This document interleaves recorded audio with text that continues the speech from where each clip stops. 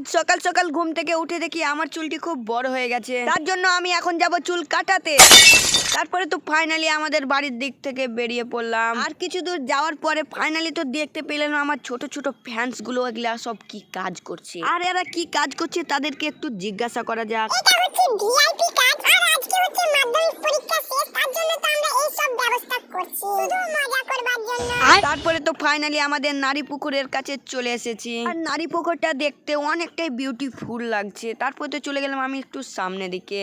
তো ফাইনালি তো চুল কাটার দোকানে চলে এসেছি। আর আমার চুলগুলো কত বড় বড় হয়ে গেছে। তারপরে তো একটু নিজের একটু ফেরালাভলি লাগা চেহারাটাকে দেখছিলাম। আর চেহারাটা দেখতে না দেখতেই বসে পড়লাম চেয়ারের উপরে চুল কাটার জন্য। তো ফাইনালি তো আমার চুল কাটিং কমপ্লিট। আর নিজের চেহারাটাকে ক্যামেরার সামনে দেখছি তো মুখটা লম্বা লম্বা লাগছে।